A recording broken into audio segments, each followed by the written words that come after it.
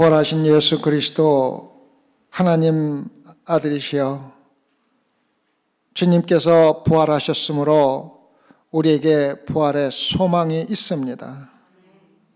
그러나 얼마나 많은 사람들이 십자가의 죽음은 피하고 부활만을 경험하려고 노력하는 사람들이 있습니까?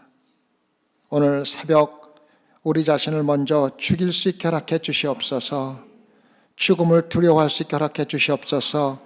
그리하여 예수 그리스도의 부활을 믿지 않고는 죽을 수 없는 그러한 소망의 성도들로 삼아 주시옵소서. 무엇보다도 오늘 부활하신 새벽에 많은 제자들에게 나타나셨던 부활하신 예수님께서 오늘 이 가운데 나타나셔서 모든 예배 참석하는 성도들의 마음속에 부활하신 예수님을 경험하고 느끼고 볼 수 있게 허락해 주시옵소서. 영의 눈을 뜨게 허락하여 주시옵소서. 그래요, 모든 사람들이 주님이 함께 있음에도 불구하고 주님을 깨닫지 못하고 지나는 시간이 아니라 나타나신 예수 그리스도의 손을 잡아 정말로 못자국에 내 손가락을 넣어볼 수 있는 귀한 시간 될 수 있게 허락해 주시옵소서. 감사하며 예수님 받들어 기도드렸사옵나이다. 우리는 누구나 죽음에 가까이 경험을 하게 됩니다. 죽음을 가까이 경험해 본 사람이 여러분 중에서 없는 사람은 없을 것입니다. 저도 개인적으로 저의 부모님이 죽으신 시체를 보고 눈물을 흘린 적도 있고, 저희 누나가 암에 걸려서 죽어가는 모습을 함께 보면서 이것이 죽음이구나 하는 것을 보았고, 저보다 2살이나 어린 여동생이 몇 년 전에 먼저 죽는 모습을 보면서 죽음에 가까이 가는 경험을 개인적으로 했습니다. 그날 제가 경험한 것을 완전히 정확하게 설명할 수는 없지만 저에게는 죽음이라는 것이 얼마나 심각하고 그것에 대해서 지금도 깊이 생각을 하면서 살아가고 있다는 것입니다.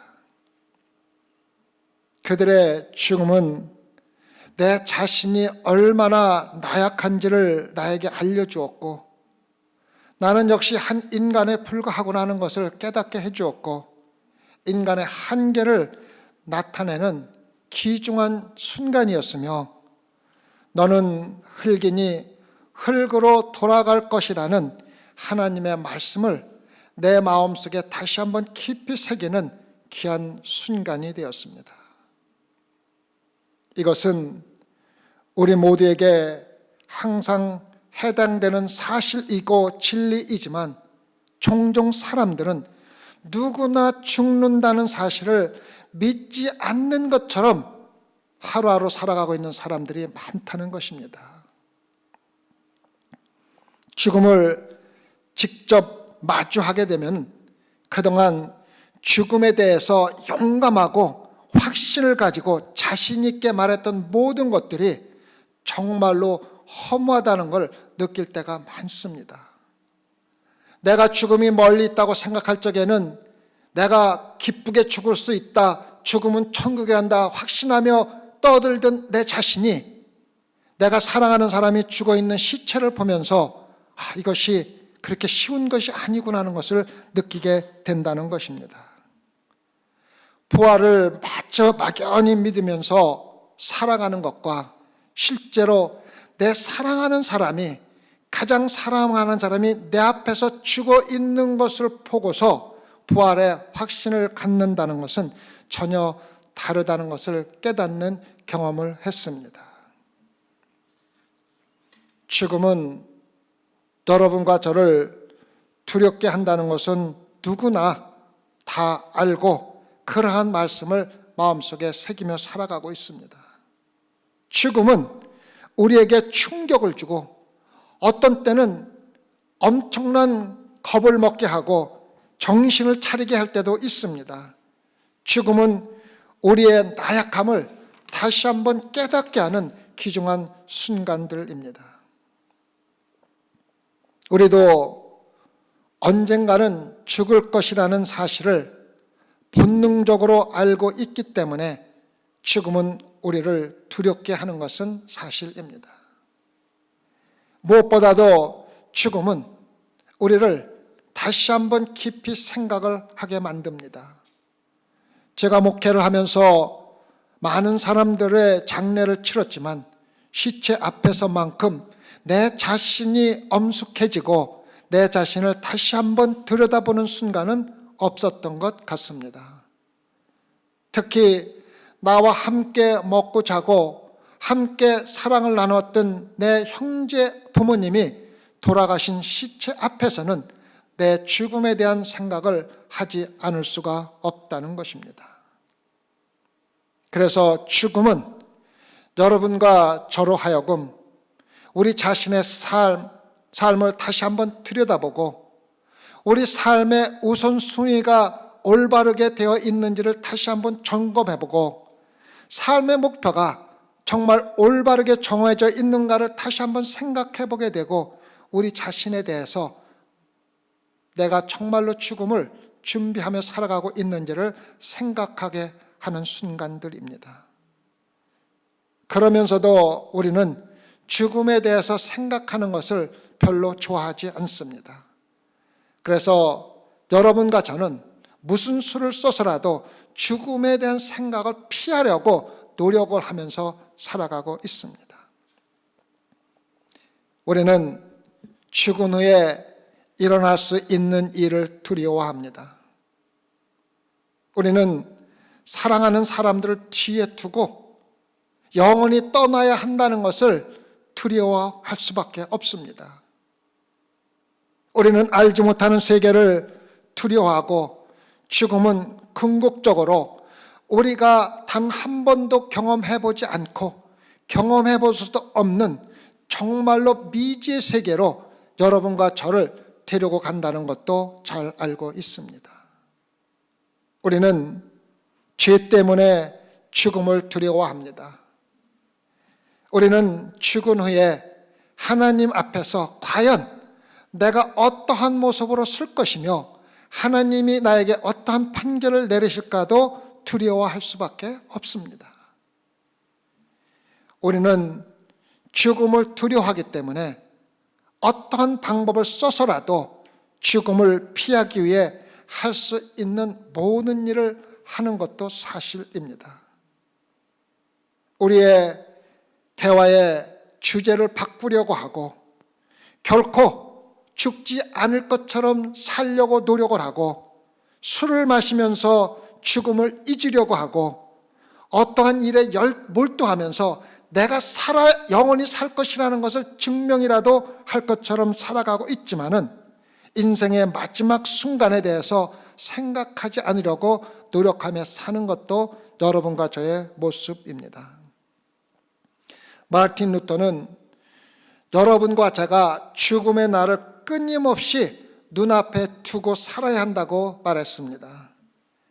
그렇게 하면 마침내 여러분과 저에게 죽음이 왔을 때 놀라지 않고 죽음을 받아들일 수가 있다는 것입니다. 죽음은 사람을 차별하지 않고 누구에게나 온다는 것도 우리가 알아야 합니다. 죽음이 인간이 가지고 있는 해결할 수 없는 가장 큰 문제입니다. 죽음은 성경 시대에도 문제였으며 오늘날에도 과학이 아무리 발달한 시대라 할지라도 죽음은 인간들이 해결할 수 없는 문제이며 여전히 가장 큰 문제로 남아 있습니다. 죽음은 또한 평등한 것이며 궁극적으로 누구에나 똑같이 찾아오게 된다는 것입니다. 가장 훌륭한 사람에게도 언젠가는 죽음이 찾아올 것이고 가장 가난한 마을에 가장 가난하게 사는 사람에게도 어김없이 죽음은 찾아올 것입니다.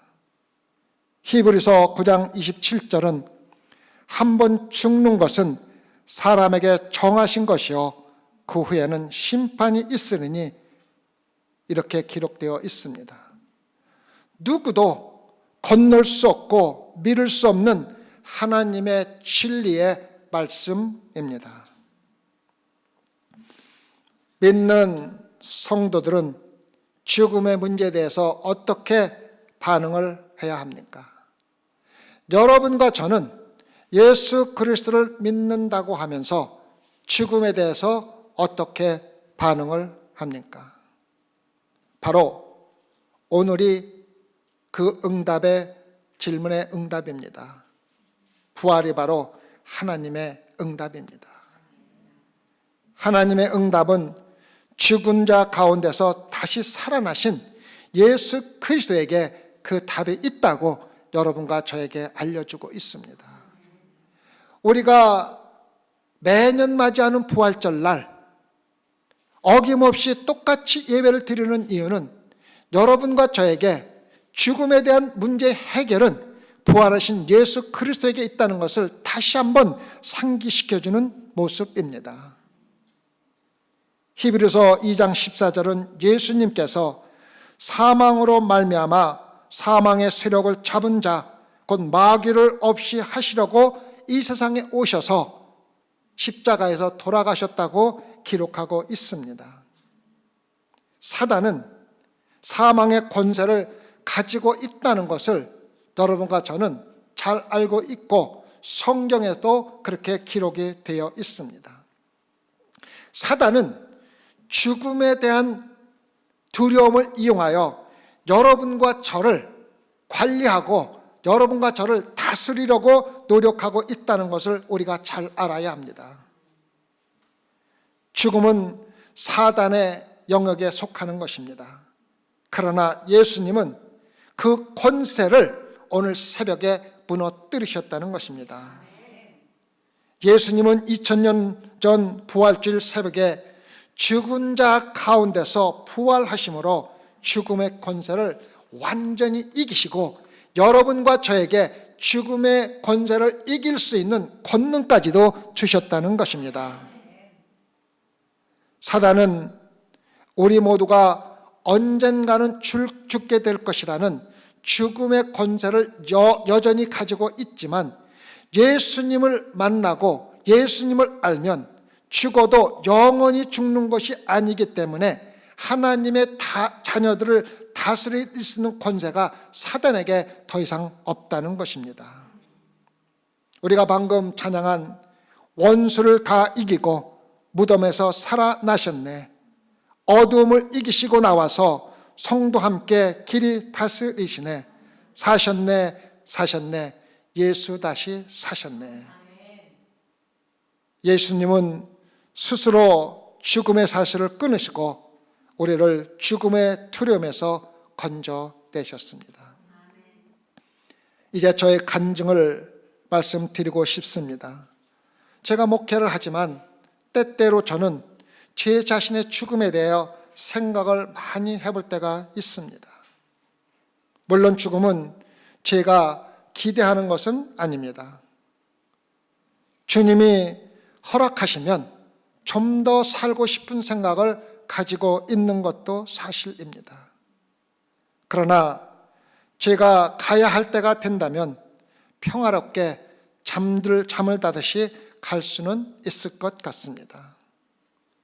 주님께서 내 생애에 재림하시지 않는다면 저는 분명히 언젠가는 죽게 될 것이라는 분명한 사실을 알면서 살아가고 있습니다.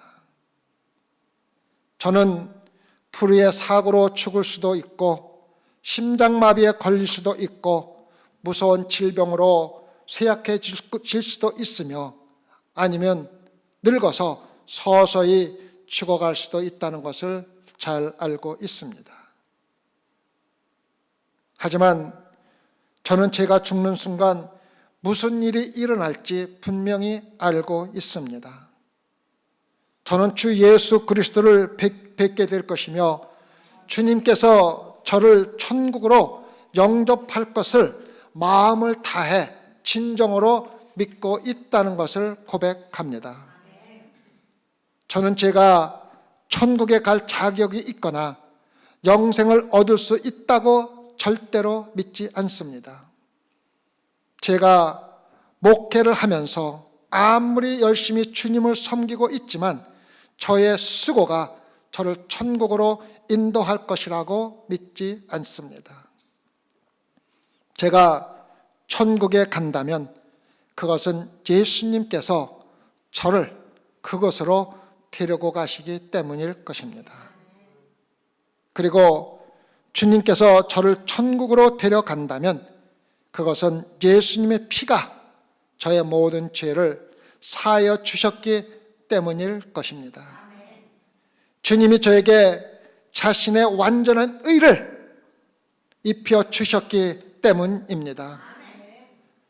자기가 잘했다고, 내가 잘했다고 천국의 문에 들어간다고 생각하는 것은 정말 어리석은 것이라는 것을 저는 잘 알고 고백을 합니다. 우선 저는 천국에 갈 만큼 그렇게 착한 사람이 절대 아닙니다. 너무나 많은 죄가 제 기억에 몰려있고 제가 기억할 수 있는 것은 제가 평생 지은 죄뿐이 아무것도 없습니다. 저는 철저히 죄인이고 저 자신에게 의가 있어 천국에 갈 기회가 주어질 것이라는 것은 단 한 번도 생각해 본 적이 없습니다. 제가 생각하고 싶은 것은 아니지만 지옥은 실제 있는 장소이며 어떤 사람들은 하나님과 분리되어 영원히 그곳에 살 것이라는 것도 저는 믿고 있습니다. 그래서 제가 죽을 때가 오면 제가 얼마나 잘했는지에 대해 말도 안 되는 소리를 짓거리는 것보다는 정말로 하나님께 감사하는 찬양을 드리고 싶을 뿐입니다. 그것은 저를 큰 공경에 빠뜨릴 것입니다. 제가 만약에 내 자신으로 천국에 간다고 생각하면 아마도 하나님께서 저를 그곳에 보내지 않을 것이 분명합니다. 그럼 저와 여러분이 무엇라고 말을 해야 합니까? 1563년에 쓰여진 하이델베르그 요리문답에서 이렇게 말씀한 것을 마음속에 새겨두시기 바랍니다. 질문은 삶과 죽음에서 여러분의 유일한 의로는 무엇입니까? 입니다. 그 대답은 나는 내 것이 아니요 살든지 죽든지 몸과 영혼이 신실하신 구주 예수 그리스도께 속해 있습니다.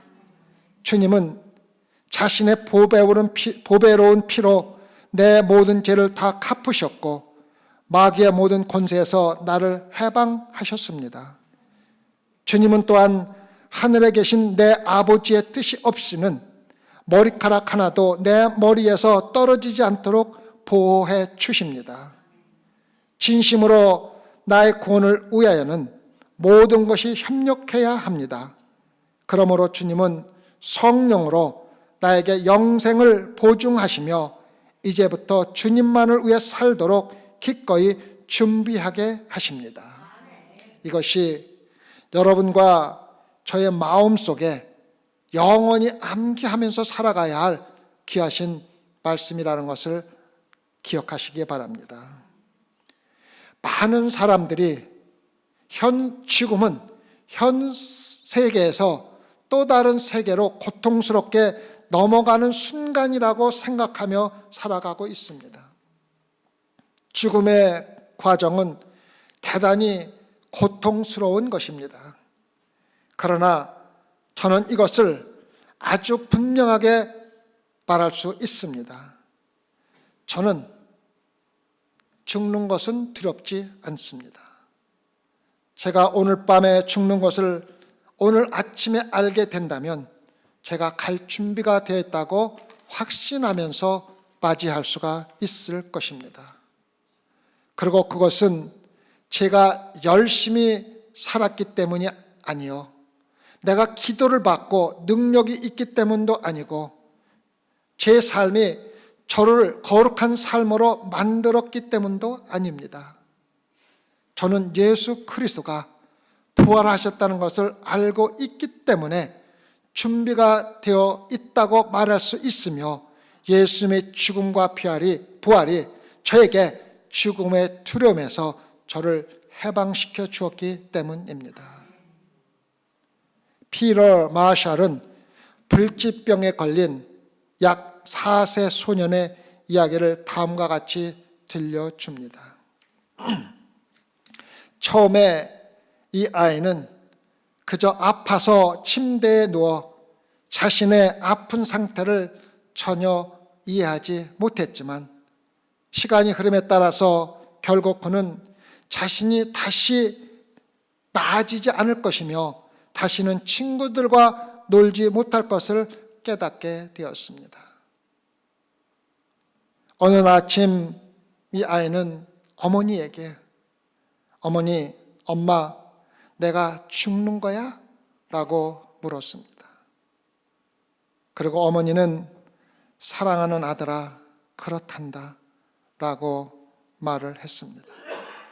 엄마, 죽는 것은 어떤가요? 죽을 때 대단히 아플까요? 어머니는 방에서 부엌으로 달려가 냉장고에 기대어 울음을 참으려고 손가락 관절이 하얗게 되도록 움켜쥐었습니다. 어머니는 자신의 아들을 위해서 지혜로운 대답을 할 수 있도록 주님께 기도하고 간구했습니다. 그리고 갑자기 생각이 떠올랐고 그는 아들의 방리로 돌아가 아들의 침대머리에 앉았습니다. 아들아, 내가 하루 종일 밖에서 놀고 밤에 집에 들어오면 너무 피곤해서 소파에 누워 잠만 잘 때 있었던 것이 기억나지? 자고 나서 아침에 내 자신이 내 침대에서 일어났다는 것도 알고 있지?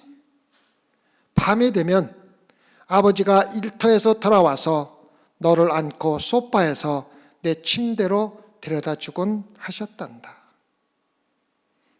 죽음이란 그런 것이야. 어느 날 밤 내가 누워서 잠이 들면 하나님 아버지께서 너를 안고 내 침대로 데려다 주시는 것이야. 아침에 일어나면 너는 천국에 너만을 위한 방과 침대가 있어 너는 거기서 깨어나게 될 것이란다. 아이는 웃으면서 고개를 끄덕였습니다. 그리고 몇 주 후에 이 아이는 평화롭게 세상을 떠났습니다. 그리스도인에게 죽음이란 이런 것입니다. 사단의 수나귀에서 우리는 완전히 빠져나왔습니다.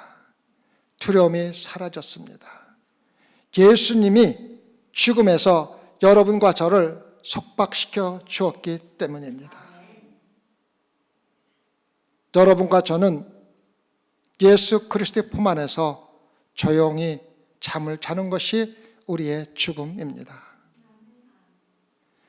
오래전에 저는 이스라엘 성지를 방문한 적이 있습니다. 예루살렘을 방문하는 동안 저는 많은 사람들이 예수의 실제 무덤이라고 믿고 있는 무덤에서 오랫동안 시간을 보낸 적이 있습니다. 무덤을 둘러보니 초기 기독교 순례자들이 남긴 희미한 흔적들이 많이 보였습니다. 몇 초 후에 다른 생각이 내 마음에 들어왔습니다. 이 무덤에는 시체가 없지. 이 무덤에는 정말로 시체가 없단다. 무덤에서 나와서 햇빛 속으로 다시 나갈 때 저의 눈은 무덤 위에 있는 간판을 바라보게 되었습니다. 어찌하여 산자를 죽은 자 가운데서 찾느냐? 여기 계시지 않고 살아나셨느니라. 갈릴리에 계실 때에 너에게 어떻게 말씀하신 것을 기억하라. 우리는 사랑하는 사람들이 죽어가는 것을 보고 부활이 정말 있을 수 있을까 의심을 할 때가 참 많이 있습니다. 우리는 우리가 눈으로 볼 수 있는 모든 것으로 인해 죽은 자의 부활을 믿지 않게 만드는 경우가 참 많이 있습니다.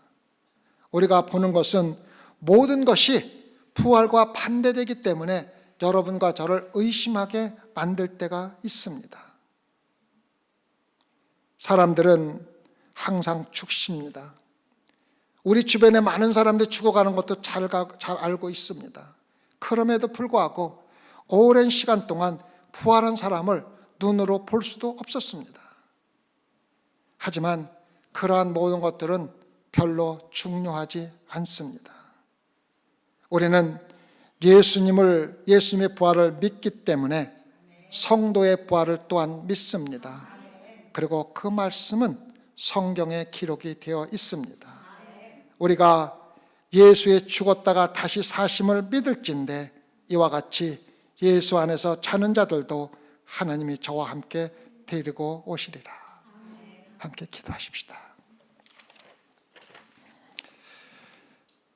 주님, 우리는 죽음이 두려우면서도 우리에게는 소망이 있습니다.